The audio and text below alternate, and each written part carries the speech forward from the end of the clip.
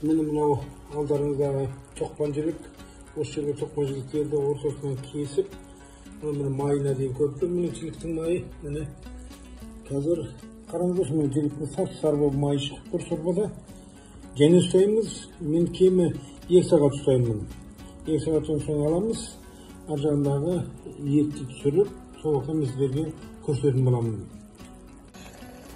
Мына етті осылай жалпақ күйінде кесесіздер, әбден қыздырып, мынау қабырға сүйектер әбден бұлғырап піскенше осылай қазанда ұстаймыз. Сосын осы етті шығарғаннан соң мына жіліктің майын қосып, қалай жеу керек екенін сіздерге көрсететін боламын.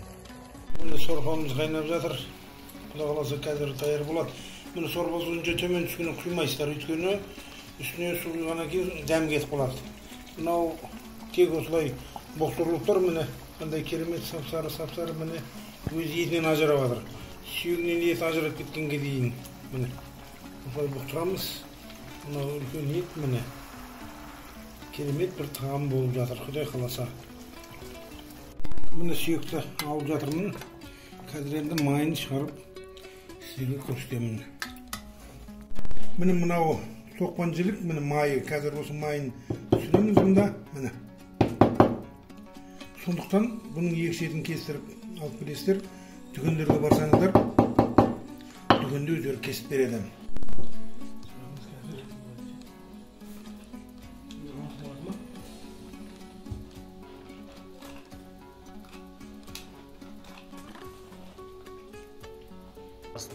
Мына етті шығарып, міне неден шығарып отырмыз. Мұны бұлай ұзынан турайсыздар, бұлай. Міне, осылай. Жіліктің майын осылай отырып асау керек.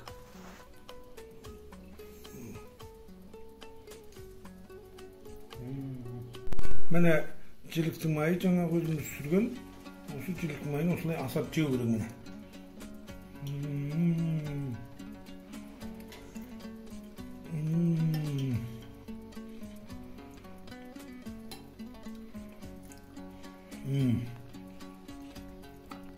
Етті үстіне салып, күрішке салсаңыздар болады, түрлі макаронға салсаңыздар болады. Мынандай қазір нанның ішіне де ашып көрсетеміз, осы нанның ішіне де салып жеуге болады. Ал астарыңыз дәмді болсын. Қазақтың үйінде осындай дастарханы толы ас болсын. Міне жаңа боқтырылған еттер, мынау қайнатылған, міне жаңа майын алып жедік. Міне қандай сап-сары керемет, қандай әдемі міне. Міне мынау жаңағы сүйегіміз, міне ішіндегі майның бәрін алып тазалап жедік. Қымбатты тыңдармандар, бұл жілік майын көрсетіп отқаны себебім көп адамдардың тізесі ауырады, аяғы ауырады, осы жілік майын жемегендіктен.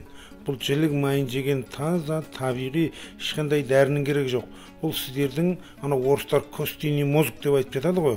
Мынау жіліктің ішіндегі, қазақ атамда айтады ғой, жілік май тоқ екен деп. Жілік май тоқ болмағаннан кейін адам аурушаң болады, тұмауратқыш болады, аяқтары қақсап ауырады. Сондықтан бір мезет мынау дүкенге барсаңыздар, міне дайын қазір бәрі бар ғой. Мұны өздері кесіп даярлап береді. Тек үйге келіп, бір мезгіл жоқ дегенде жұмасына бір мәрте өсіп, қазанға қайнатып, жақсылап, қайнатқан кезде ішіне кішкене пияз қоссаңыздар болады, дәмдеткіш қоссаңыздар болады, енді қалауларыңызша картоп қосып қойсаңыздар да болады.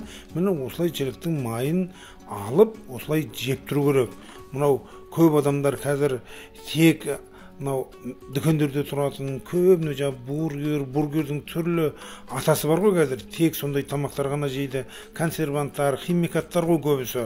Сондықтан адамдардың ауруы көп болады. Ал енді қымбатты ағайын, сау саламатта болыңыздар. Арнаға тіркеліп, арнаны қолдап кетуді ұмытпаңыздар. Қазағымның қазаны оттың үстінен түспесін, дәулеті ортаймасын. Келесі жүздескенше аман сау болыңыздар.